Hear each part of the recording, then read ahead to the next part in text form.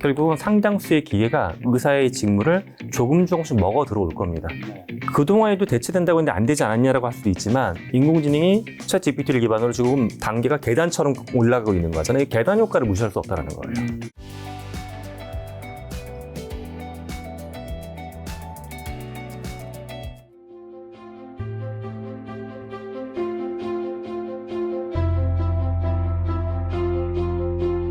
요즘 AI 시대이기 때문에 이 메타버스라는 키워드를 장악했던 네. 교수님도 이 AI 시대에 굉장히 바쁠 것 같다라는 생각이 드는데 어떠세요? 맞습니다. 뭐 제가 사실 인지과학 측면에서 메타버스 연구했던 거기 때문에 네. 또 인지과학 중에 하나가 경험에 대한 거니까 메타버스에 대해 경험 연구했었고 인지과학이 또 인간의 마음이나 뇌를 연구하는 학문이다 보니까 자연스럽게 또 학부 때 대학원 때 배웠던 AI 이야기도 좀 많이 하고 있습니다. 요즘에 보면 얼마 전에 코딩이 가능한 AI, 사람 말을 이해하는 AI 나왔고 공장에서 일하는 AI 탑재한 휴머노이드도 뭐 화제되고 사실 이 분야에서 속도가 엄청나게 빠르게 일어나고 있다는 거를 저 같은 일반인도 막 느끼면서 세상이 진짜 바뀌는 건가 보다. 이게 이전에 우리가 어떻게 보면 메타버스라는 게 진짜 변화한 것도 있었지만 어떻게 보면 투자 시장에서는 약간의 거품도 많았는데 이번 AI는 이게 투자에서도 그렇고 일상생활에서도 이건 진짜 뭔가 올 것 같은 느낌이 많이 드는데 교수님은 이렇게 빠르게 변화하는 AI 좀 어떻게 보세요? 또 현업에 계시니까. 이게 저는 그렇게 봐요. 그러니까 인류가 가장 단기간에 많은 성장을 했던 게 산업혁명기. 산업혁명. 아직도 그때 얘기하잖아요. 네. 그러니까 18세기 이후부터 지금까지 네. 한 300년 좀 안 되는 기간 또 200배 경제 성장했거든요. 네. 근데 200배. 그 200배 올라갔어요. 그 전에 있던 1700년 동안의 GDP 성장률이 지구에 있는 국가들 합친 게 3.5배. 그러니까 완전 꺾은선 그래프로 이렇게 올라갔어요. 근데 그 끝에 있는 게 지금 디지털 혁명이라고 우리가 흔히 부르는 건데 기존의 디지털 혁명은 사실은 머리가 좋진 않았어요, 뭔가.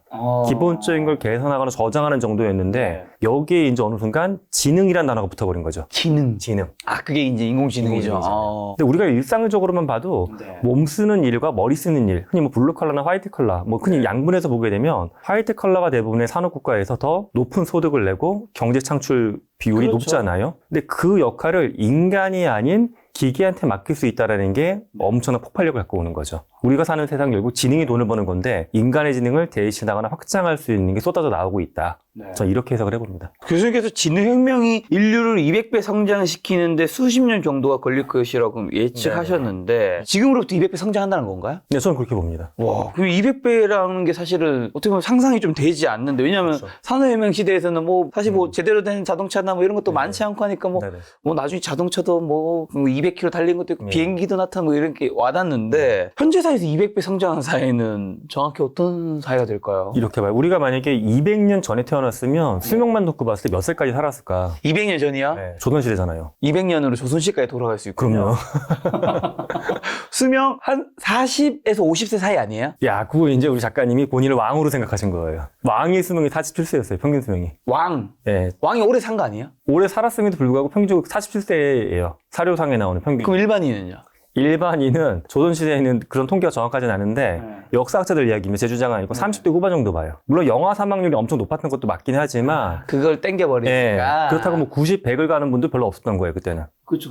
네. 근데 이제 저는 이제 사실 조선시대에 태어났으면 제가 족골 따져봤더니 이제 평민이에요. 평민. 저 평민이었기 때문에 저는 이제 그때이기 때문에 조선시대로 봐서 저는 이미 뭐 완전 할아버지인 거죠. 근데 제가 이 얘기를 왜 했냐면 200년 전하고 지금하고 수명만 해도 2배가 넘었거든요. 근데 우리가 조선시대 수명이 이상하다라고 자꾸 느끼는데 그게 인간이 자연계에서 살 수 있는 일반적인 수명이에요. 7, 8세 정도가. 근데 우리는 과학의 힘으로 200년 만에 올린 거거든요, 여기까지. 그러니까 우리는 우리가 살았던 몇십 년의 삶을 통해서 이게 최고가 아닐까 자꾸 바라보는 좀 약간 이게 앵커링 효과라고 하는 건데 앵커링 효과가 생기는 거예요. 근데 과거만 좀 돌아봐도 엄청나게 못 살았고 짧게 살았는데 지금으로부터 앞으로 우리가 뭐 구글의 주장처럼 인간이 200세 넘게 살거나 더 어마어마한 뭔가 가치를 누리면서 살 세상이 못 올 거라고 단정 짓는 거는 전 아니다라고 봅니다. 그럼 지금 80세 시대잖아요, 평균 수명. 그럼 진짜 수명이 어느 정도까지 늘어날까요? 제가 작년에 4분기 정도의 유럽 학자들이 +1이라는 저널에 발표한 논문을 봤는데 거기서 충격적이었던 게 그들이 유럽인의 시각이긴 한데 아시아인 수명을 연구했어요. 그중에서 일본인하고 한국인 얘기가 나왔는데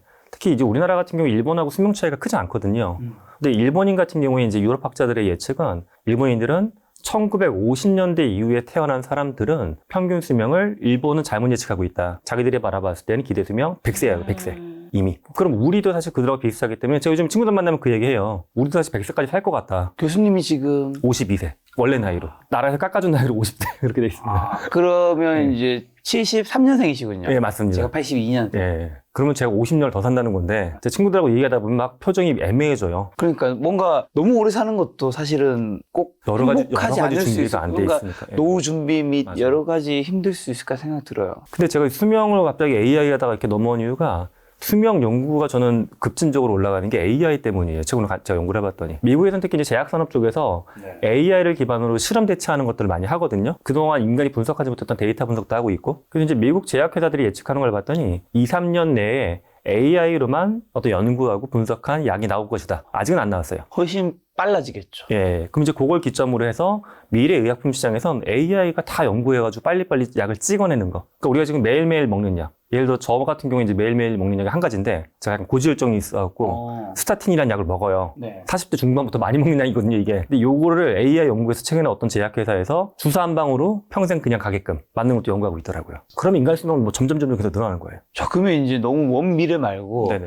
지금 이제 2024년이죠. 네. 한 딱 10년 뒤 AI 혁명과 관련해서 어떤 일이 벌어질까요? 일단 직업 대체가 우리한테 오늘 1차적인 충격일 거예요. 네. 제가 작년, 재작년 프로젝트 했던 많은 기업들은 인건비 절감을 하기 위해서 뭐 상담사를 줄이거나 그런 어떤 정보 가공하는 직군을 줄이거나 하는 걸 그렇죠. 신경을 많이 썼어요. ARS도 인공지능이든 뭐 그쵸. 톡이든 그런 네. 것들도. 또 우리가 블루컬러 직군이 사회에서 좀 적다 보니까 잘 못 느끼는 게 로봇인데 한국이 전 세계 국가 중에서 노동자 10,000명당 로봇 보유 비율이 가장 높은 국가예요, 전 세계에서. 근데 여기에 이제 지능이 올라가기 시작하니까는 더 빠른 속도로 생산 현장에서도 로봇이 들어올 거고, 특히 이미 우리나라도 올해 그럼 뭐 대규모 공장이 아니라 소상공인들 업장에도 로봇 보급을 해주기 위한 정책 자금을 많이 마련해 놓은 상태입니다.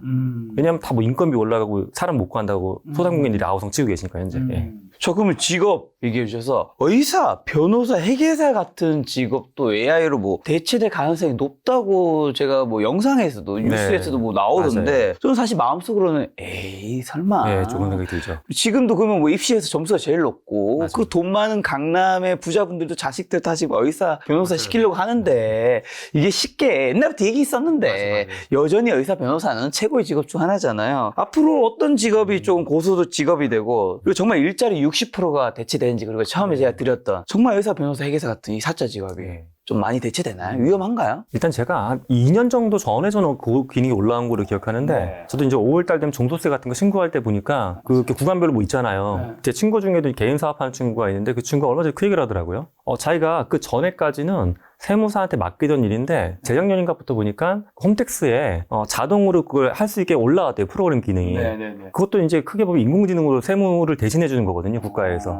근데 사실 가장 대체하기가 편한 게 세무회계 쪽이에요. 숫자 다루는 거고 명확하고 또 인간의 물리적인 개입이나 뭐 어떤 윤리적인 이런 부분 별로 없잖아, 그 노동에 대해서는. 근데 이제 우리가 좀 더 어려울 거라고 보는 게 사실은 의학 쪽이죠. 의사는 손작업도 많이 들어가야 되고 그냥 복잡한 거니까. 실제 제가 이제 학부모님들 만나면 은밀하게 많이 받는 질문 중에 하나가 이거예요. 우리의 의사 만들려고 하는데 공부 계속 시켜도 되겠냐고. 근데 그때 보통 학부모님들이 말씀하시는 우리 아이가 제가 물어보면 10살 정도예요. 앞으로 20년의 계획을 짜는 거예요. 개원할 때까지. 저는 그분들 만나면 좀 부정적이다라고 의견 드려요. 경제적인 측면에서는. 왜 그러냐 하면 작년, 재작년에 제가 국내나 해외에서 AI에 관련해서 어떤 특허가 많이 나오는지 좀 조사를 해봤거든요. 근데 놀랍게도 직업과 관련된 특허 중에는 의사나 변호사와 관련된 특허가 제일 많이 나왔어요. 의사 특허는 이런 거예요. 뭐 영상의학 쪽에서 판독을 대체하는 거, 피부과에서 정밀하게 스캐닝을 해가지고 인간을 손을 대신해가지고 어떤 기계적인 오퍼레이션 할 수 있는 장비에 대한 특허. 그래서 이런 것들이 쭉쭉쭉 나오면 결국에는 지금 모든 국가가 의사가 부족하다고 하니까 결국은 상당수의 기계가 의사의 직무를 조금씩 먹어 들어올 겁니다. 근데 이게 그동안에도 대체된다고 했는데 안 되지 않았냐라고 할 수도 있지만 인공지능이 챗 GPT를 기반으로 지금 단계가 계단처럼 올라가고 있는 거잖아요. 계단 효과를 무시할 수 없다는 거예요. 그러면 이제 일자리 60% 대체는요? 네네. 일자리 60% 대체는 이렇게 보시면 돼요. 일자리가 우리가 현재 하던 일자리 중에 60%가 기계로 넘어온다는 건데 그럼 이제 여기서 고민인 거죠. 내 일자리 대체되면 나는 어떻게 되는 건데. 근데 그만큼 새로운 일자리들이 증가하긴 할 겁니다. 다만 제가 증가라고 한 단어로 표현하기는 좀 조심스러운 건 기존에도 보게 되면 예를 들어 정말 제가 예전에 봤던 분 중에 어떤 분이 있었냐면 전화 교환수 하셨던 분을 제가 만난 적이 있어요. 정말 오래된 만났다고요? 네, 만난 적이 있어요. 소개팅으로요? 아니요, 되게 오래되신 엄청 그러니까 거의 조상님급에 해당하는 분인데 옛날에 뭐 하셨어요 했더니 어르신이 전화교환소 하셨다고 하는 거예요. 근데 그 얘기를 하시더라고요. 자기가 이게 어느 순간 기계로 대체가 됐대요. 이만한 박스 같은 기계로. 그때 교환소 하시던 분들이 그 얘기를 했었대요. 야, 우리가 이렇게 앉아가지고 막 사투리로 전화 와도 막 꽂아주고 알아듣고 막 하는 거지 하지 이 기계로 대체된다고 해서 처음에 아무도 안 믿었대요. 이거 안 될 거라고. 근데 당연히 된 거잖아요, 지금. 그러니까 즉 우리는 대체가 자꾸 안 될 거라고 하는데 대체는 되는 게 맞고 다만 이 과정에서 사회적인 어떤 아픔이나 직무 재교육이나 새로운 일자리 창출이 속도가 안 맞아가지고 사회적인 갈등은 저는 분명히 굉장히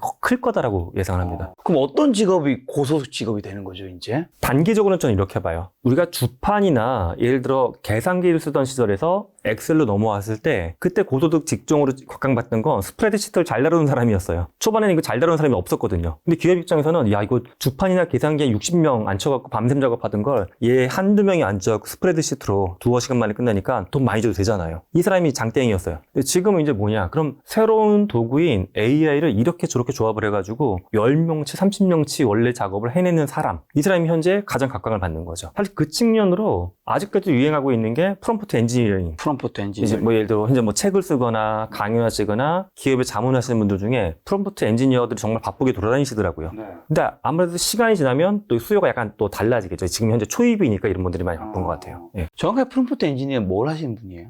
만약에 그림을 그리거나 음악을 그리거나 글을 쓰는 AI 플랫폼에 대해서 얘가 인간의 말을 알아듣긴 하는데 묘한 게 어떤 말을 던지느냐에 따라 갖고 아웃풋이 굉장히 다릅니다. 다르죠. 네. 그래서 어떤 식으로 티키타카 대화하는 게 최적화된 답을 낼 수 있는 건지를 알고 있는 분들, 이걸 연구하는 분들을 프롬프트 엔지니어라고 부릅니다. 이게 저랑 비슷해요. 외국어 배우는 거랑. 우리가 영어를 배웠다고 해서 똑같이 말을 잘하는 건 아니잖아요. 그렇죠. 그러니까 이분들은 만약에 같은 영어에도 예를 들어서 내가 미국인 만날 때, 영국인 만날 때 어떻게 대화해야지 설득이 잘 되고 일이 잘 되는지를 아는 거. 약간 이거랑 좀 비슷하게 느껴요, 저는. 근데 이제 하이트 칼라 직업뿐만 아니라 블루 칼라 직업도 네. AI에게 위협받을 것 같은데, 맞아요. 야, 그럼 앞으로 진로는 좀 어떻게 대비해야 될까요? 뭐 그렇다고 모두가 뭐 프롬프트 엔지니어링 그렇죠. 그런 건 아니죠. 대가 될 수는 없잖아요. 저도 그래서 주변에서 이제 그럼 AI를 우리 아이한테 뭐 AI 프로그래머나 코딩을 가르쳐야 되는 거냐 이렇게 물어보는 친구들도 많이 있는데 사실 저는 그거를 다 할 필요는 없다라고 봐요. 미래에 각광받을 인간의 역량은 저는 사실 약간 다른 측면에서 보는 게 뭐냐면 기계가 쭉 대체됐을 때 산업화 사회가 쭉 넘어오면서 지금도 그런 게 정말 산업화 시대 초기에 인간은 기계의 부속 같은 존재였어요. 그때 제가 영국의 실상을 조사한 걸 보게 되면 근무가 끝나고 나면 심지어 1달러짜리 침대에 몸을 걸쳐갖고 자는 노동자들. 그러니까 침대가 아니라 이렇게 밧줄 같은 게 있어요. 그러면 이렇게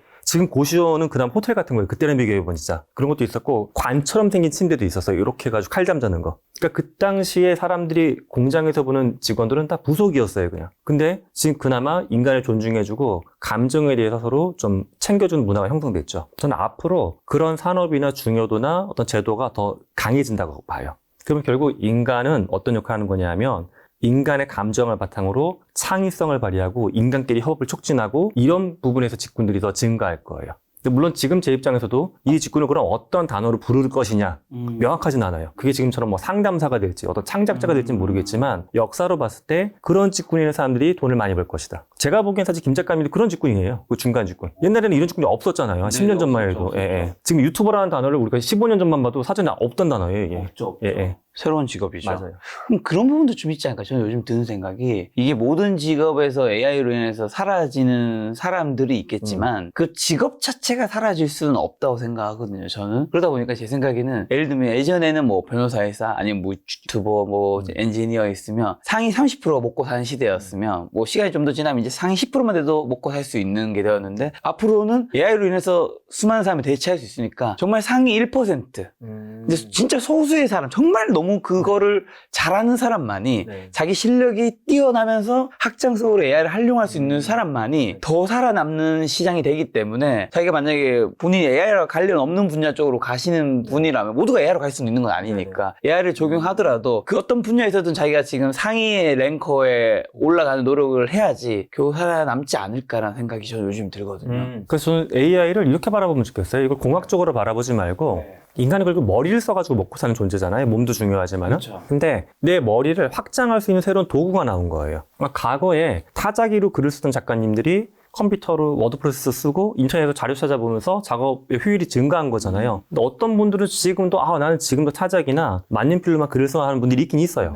뭐 나쁜 건 아니지만 이분들은 사실 굉장히 힘든 길을 가는 거라고 좀 봐요. 근데 미래도 마찬가지인 거예요. 모든 사람이 자기의 지능이 아니라 AI의 지능을 합쳐가지고 더 고도화된 지식 업무를 하고 있는데 나는 AI를 안 써. 이건 말이 안 되는 거죠. 그러니까 그렇죠. 모두가 AI를 뭐 공학적으로 배우는 게 아니라 활용한다는 측면에서 새로운 머리 쓰기를 위해서 익히고 일반화된 도구로 받아들이는 거.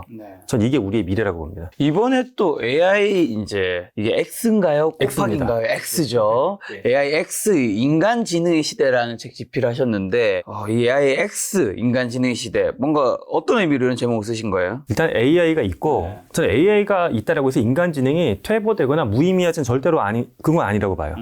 오히려 인간의 지능은 있고 다만 인간 지능은 30만 년 전이나 지금이나 큰 변화는 없거든요. 그러니까 우리의 지능을 확장할 수 있는 굉장히 좋은 도구가 나왔어요. 그럼 우리의 미래는 뭐냐? AI만 선택하거나 인간 지능만 선택하는 게 아니라 두 가지를 저 더하는 것도 아닌 것 같아요. 더하는 게 아니라 곱하기 측면에서의 X, 또 하나는 이제 X가 약간 익스텐션, 확장이잖아요. 곱해가지고 무한한 가능성을 폭발할 수 있는 측면에서 이제 X라고 가운데 단어를 넣어본 겁니다. 이 X를 잘 활용해야지 이제 어떻게 보면 이 시대에 살아남을 수 있는. 네네. 자, 그러면 AI가 단순히 기업만이 아니라 국가 수준에서도 엄청난 양의 돈을 투자하고 있고 그렇죠. 빅테크 기업도 뭐 때려박고 있잖아요, 맞아요. 진짜. 네. 모두 AI에 열광하는 이유랑 네. 이 경쟁에서 네. 결국에는 어떤 국가들, 어떤 기업 빅테크들이 살아남을까? 네. 제가 알고 있기로는 뭐 초거대 인공지능이란 네. 분야에서는 맞아요. 지금 딱 탑3가 미국, 중국, 한국이라고. 예. 그리고 AI가 맞아요. 뭐 다른 인공지능 네. 전체 분야에서도 세계 6위 정도 된다고 들었긴 네네. 했는데. 그 우리나라의 어떤 위상만 놓고 보면 사실 평가 기업만 좀 다르긴 하지만 저는 조금 보수적으로 바라볼 필요가 있지 않을까 하는 의견이 조심스럽게 듭니다. 그러니까 저는 사실 하루에 업무를 시작하면 과거에는 크롬에 이제 구글하고 네이버 검색창을 동시에 띄우게끔 설정해 놨었어요. 근데 요즘에 그걸 안 띄우고 제미나이, 챗GPT, 클로드3라고 하는 세 개의 AI 엔진을 동시에 띄워놔요. 이제 검색 엔진을 안 써요, 제가 잘. 아, 진짜요? 예. 근데 얼마 전까지는 클로버 X가 그 옆에 있었어요. 근데 클로버 X 솔직히 그냥 좀 개인적인 의견이지만 요즘에는 잘 안 써요. 왜냐면 제가 보는 견지 내에서 조금 부족한 부분이 많더라고요. 오늘 잘 됐으면 좋겠지만. 예, 잘 됐으면 좋겠지만. 한국 기업이니까. 뭐 지표상으로 이제 6이라고 판단하는 건 종합적인 거긴 한데 이제 18위로 뜨는 것도 있어요. 18위는 뭐냐면 우리나라가 이제 기업의 어떤 유동성이나 상업화하기 위한 어떤 그런 자유로운 마켓의 구조 가치가 떨어지다 보니까 어떤 지표를 봤더니 우리나라는 AI를 산업적으로 키우기에는 그 지표적인 측면에서 18위까지 본 것도 있었어요. 그러니까 전반적으로 이 상황이 저는 한국 입장은 조금 걱정되는 부분이 솔직히 많습니다. 그러면 지금 세계에서 제일 잘하는 건 미국과 중국인 거 맞나요? 네, 맞습니다. 중국은 어떻게 그렇게 잘하는 거죠? 우리는 사실 마음속으로는 그래도 우리가 중국보다는 잘 사는 거 아닌가? 뭐 그 생각 하잖아요. 예, 예. 개개인은 네네네. 국가의 GDP, 예, 예. 뭐 전체 그건 네. 당연히 중국이 높겠지만. 그런 것 같아요. 이게 결국 자본의 문제인데 미국 당연히 자본 많은 거 아실 거고 그렇죠. 중국도 또 자본이 밀리지가 않잖아요. 근데 또 재밌는 국가 중에 하나는 유럽 쪽인데 유럽은 영국은 약간 따로 가긴 하는데 EU는 아직 뭉쳐 있으니까 걔는 펀드를 모아요. 법도 같이 만들고 펀드도 모으고 데이터도 모으고 힘을 합쳐서 한꺼번에 굴러가요. 걔는 재밌는 게. 그러니까 이게 AI 연구하려고 하면 당연히 거대한 데이터 풀, 인력 풀, 그렇죠. 자본, 제도 세팅하는 게 다 필요하죠. 이걸 개별 국가가 하면서 경쟁하는 힘이 빠지는데 EU는 힘을 합쳤어요. 그러니까 저는 말씀하셨던 미국, 중국, 그다음에 EU 좀 이런 구도로 갈 확률이 커 보여요. 중국은 최근에 보면 이제 뭐 하웨이 같은 기업을 보면 원래 생산하고 있던 스마트폰이나 이런 거에 생산을 뒤로 밀어버리고 반도체 중에서도 AI 관련된 거를 앞당겨 땡겨서 출시하기도 하고 약간 좀 전폭적으로 우리나라로 봤을 때 그런 건 약간 좀 조심스러운 수인데 좀 뭐랄까 과감한 수를 두고 있는 것 같아요, 저는. 자, 그리고 최근에 미국 주식시장 보면 네. 마이크로소프트가 시총 1위, 뭐 엔비디아 시총 3위 정도인데 산업의 판도 자체가 좀 바뀌고 있는데 앞으로 글로벌 시총 탑10 안에 들어갈 기업의 공통점은 뭐고 흔히 우리가 빅테크 세븐 기업 알고 있잖아요. 맞아요. 예. 거기서 지금 어디가 그렇게 잘하고 있는 건가? 돈은 엔비디아가 다 쓸어가고 있는 것 같은데. 사실 뭐 당분간은 엔비디아가 제가 봤을 때 뒤집어지긴 쉽진 않은 것 같아요. 근데 그 당분간이라는 건 누가 예측하기 시기의 문제긴 한데 왜 그러냐 하면 지금 이게 산업화 시기에도 보게 되면요. 처음에 징기기관을 만들고 인프라를 깔던 업체들이 처음에 돈을 왕창 벌었어요. 그 다음에 이제 그 장비는 보편화되면서 약간 힘이 떨어졌고요. 지금은 그때랑 비슷하게 보면 지능혁명기의 초입이다 보니까는 예를 들어 뭐 반도체를 포함한 그 장비 만드는 기업들, 그다음에 클라우드, 플랫폼 만드는 기업들, 얘네들이 그 산업혁명기의 바닥을 깔아주는 기업하고 동일한 게 가는 거예요, 현재는. 근데 아직까지 그런 게 충분히 깔렸냐? 더 깔려야 되거든요. 더 깔리기 때문에 그것 가는 업체들이 당분간 시장을 쥐고 있을 거예요. 근데 그 다음에 어떻게 되는 거냐? 그 다음에는 자동차로 봤을 때 무슨 엔진을 만들거나 뭐 전자제품의 모터를 만드는 회사들도 돈을 벌었지만 부가가치는 이거를 바탕으로 2차, 3차 제품 만드는 회사들이 더 돈을 벌었거든요. 결국 소프트웨어라는 얘기겠죠? 그렇죠. 그럼 결국 인공지능도 인공지능을 활용해서 아까 잠깐 언급했던 예를 들어서 좋은 의약품을 만들거나 예를 들어 인공지능 관련해서 최근에 또 많이 제가 바라보고 있는 지역이 아프리카 쪽인데 아프리카를 보게 되면 케냐가 아주 적극적으로 움직이고 있어요. 아프리카가 전 세계 농경지 중에 굉장히 넓은 땅을 갖고 있는데 농업 생산량이 이제 떨어지거든요. 그래서 보니까 EU 쪽, 중국 쪽, 미국 아까 얘기했던 3대 AI 대장 국가들이 있죠. 거기에 자금을 쏟아붓고 있어요. 케냐를 중심으로 농업 AI 연구도 많이 하고 농업 생산 기지화 시키려고. 그래서 그런 부분을 보게 되면 이제 AI를 통한 2차 산업, 뭐 의학이건 생명이건 농업이건 로봇이건 이런 데가 또 슬슬 많이 올라올 겁니다. 이렇게. 그리고 AI에 대한 기반 기술은 약간 일반 기술화되면서 얘를 활용하는 산업군들이 빛을 발하는 쪽으로 가지 않을까. 왜냐하면 지금 모두가 컴퓨터를 쓰지만은 전 세계 시총 20위권 기업 중에 컴퓨터 만드는 회사가 있는 건 아니잖아요. 잘. 그걸 활용하는 기업들이 있는 거지. 예, 예. 그럼 앞으로 글로벌 시총 탑10 안에는 AI를 활용하는 기업들로 다 가득할 것이다. 그렇게 될 것 같습니다. 근데 그 시점이 사실은 저도 뭐 어림짐작이긴 하지만 한 5년에서 7, 8년 사이는 AI 인프라 기업들이 이제 흥행에 유지가 되겠지만 7, 8년 넘어가고 10년이 넘어갈 때쯤 되게 되면 아까 얘기했던 활용하는 기업들이 또 많이 올라오지 않을까. 그럼 활용이라고 하면 뭔가 당연히 그 소프트웨어를 하고 있는 MS 같은 기업이 굉장히 잘 될 것 같다라는 생각이 드는데 아닌가요? 오픈 AI랑 뭐 그런. 예, 사실 MS가 재밌는 걸 연구를 많이 해요. 예를 들어 MS가 뭐 AI 바탕으로 해서 전자 코드 만들고 있고 향 같은 거 분석 데이터도 만들고 있고요. 맛에 대한 연구도 MS가 하고 있어요. 우리가 봤을 때 되게 생소하죠. MS는 컴퓨터 소프트웨어인데. 근데 이런 거를 걔네들은 결국 자기네가 직접 향이나 맛에 대한 사업을 하겠다는 건 아닌 것 같아요, 저는. 다만 이런 것들을 끌어다가 하다못해 국내 CJ도 그런 뭐 비즈니스를 할 수가 있는데 이런 데한테 마치 지금의 오피스나 메이저 같은 거를 팔았던 것처럼 추가적인 AI 기반의 데이터하고 인프라를 계속 팔겠다는 거죠. 그런 측면에서 내는 MS가 잘하고 있다고 생각을 해요. 예. 자, 엔비디아, 애플, 넷플릭스, 아마존 주가 변동 그래프 보여주시면서 넷다 창업 후 한동안 주가에 별 변화가 없지만 어느 순간 기업 가치가 이제 상승했다고 책에서 언급해 주셨는데 근데 이 네 개 기업이 어째서 한순간에 좀 기업 가치가 상승해 주시는지 말씀 안 해주신 것 같아요. 이 네 개 기업 공통점이 뭘까요? 전 그런 것 같아요. 모든 게 사람들이 우리가 물건을 살 때도 이거 처음에 나오면 살까 말까 하는 게 있죠. 맞아요. 조금 개선이 좀 버전 1, 버전 1.5, 2.0, 3.0이 올라가는 순간부터는 이거 진짜 괜찮다 하는 데가 있어요. 그때 이렇게 터지겠죠? 네. 실제 대부분의 제품들이 이게 사이클을 4단계 거쳐갖고 성장하는 게 있거든요. 맞아요. 제품 성장 사이클. 저는 디지털 기술이 그런 사이클을 넘어갔기 때문에 폭발을 한번 했던 것이고 지금 AI만 해도 어떤 초등학생이나 중학생들 만나면 그렇게 질문하는 경우가 있어요. 이게 언제부터 연구한 건데 이렇게 갑자기 좋아졌냐고. 근데 실제 AI 연구 역사 수십 년이 넘었거든요, 이미. 제가 1950, 60년대부터 네, 그때쯤이에요. 뭐 다트모스 회의에서 처음에 AI 뭐 얘기가 나왔었고, 얘도 기존에 없었던 게 아니라 저 학부 때도 머신러닝 배웠었거든요. 근데 그때 90년대 초반에 해도 그거 갖고 제품 만든다는 생각은 아예 안 했었어요. 그냥 학문적으로만 배웠지. 지금 약간 그때처럼 뭔가 이제 정말 가성비가 좋은 기술로 뭔가 단계를 넘어간 것 같아요, 지금. 예. 그러니까 저는 이 그래프들 보여드린 이유 중에 하나가 AI가 이미 그 단계에 들어갔다, 이제. 그러니까 이거 미래 기술로 보지 말고 현재 기술로 봐야 된다라고 보는 거죠. 자, AI가 IT 사업만이 아니라 제조, 유통, 의료, 교육, 금융 등 다양한 분야에서 활용하려는 시도가 있다고도 책에 있던데 혹시 그 AI 영향받지 않는 산업 분야가 있나요?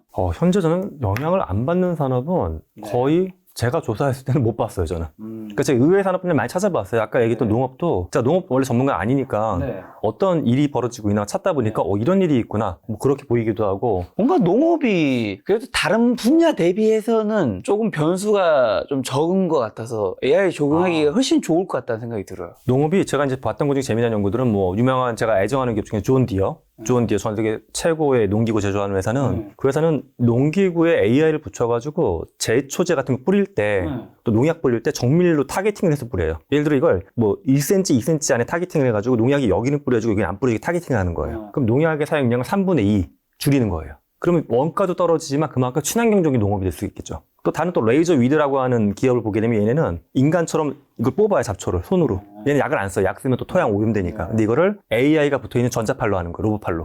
근데 뭐 속도가 무지막지예요. 뭐 시간당 몇십만 개씩 뽑아대요, 잡초를. 기계가 쫙 가면서. 이게 AI 비전 때문에 되는 거거든요.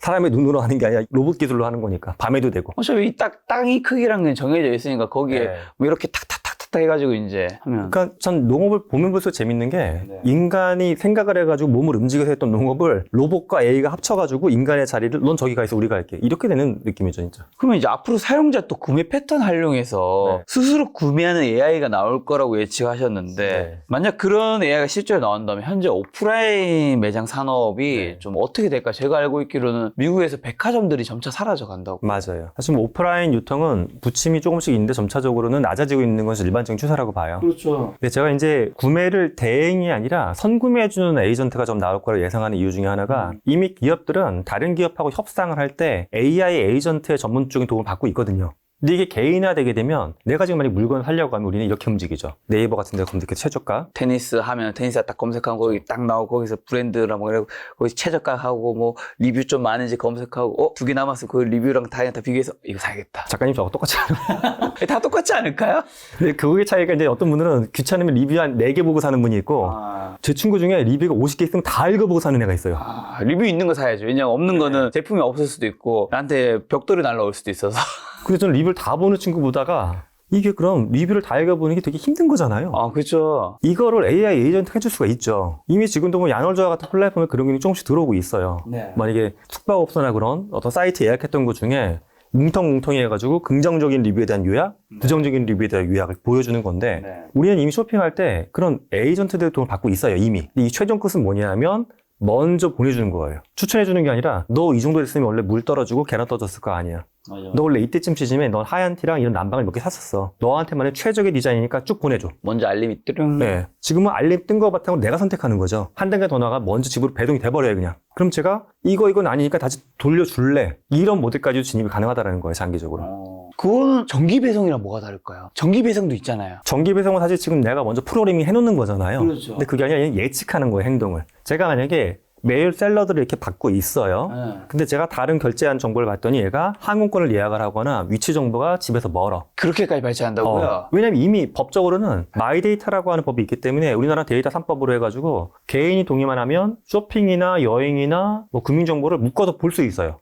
은행 앱 같은 데 가보면 다른 거 정보 막 끌어다 분석하는 게 있는데 이 법 때문에 가능한 거거든요. 그럼 결국 플랫폼이 데이터를 학습하면 제가 안 주문했던 것도 미리 할 수도 있겠죠. 실제 그렇게 되면 되게 편하겠네요. 사실 사람들이 뭐 새롭게 사는 것들도 있고 사치성 소비도 있지만 우리가 생활 반경 내에서 평소에 사는 것들이 좀 비슷한 것들을 자주 사잖아요. 맞아요. 근데 그거를 이제 우리 거에 맞춰서 딱 유동적으로 해주면 저는 그 부분을 어떤 분들은 조금 너무 SF 같다라고 하시는데 이렇게 생각을 바꿔보시면 좋아요. 드라마나 영화에 나오는 부자들을 보면 직접 어떤 물건 사러 가나요? 안 가죠. 다 비서가. 가정부가 그죠. 가죠. 때로는 내가 사오라고 하지 않아도 미리 갖다 놓잖아요, 다. 때로는, 야, 그거 있어야 되는데 왜 없어? 막 화내잖아요. 드라마에서 나오는 장면. 그래서 보면 사람들이, 부럽다. 재벌의 삶. 재벌의 삶처럼 살게끔 해주는 거예요, 기본적인 모델이 이게. 예. 자, 그러면 가격 비교 쇼핑은 사라지는 건가요? 가격 비교라는 건 결국 에이전트가 보편화가 되면 사실 제가 이 가격 비교 쇼핑을 전 대학원 때 이걸 연구했던 적이 있어요, 그때. 근데 그때도 됐던 거고 지금 당연히 되니까 이 고도화가 되면 결국 에이전트가 하지 인간이 개입할 필요성은 사실 별로 없는 거예요, 이게.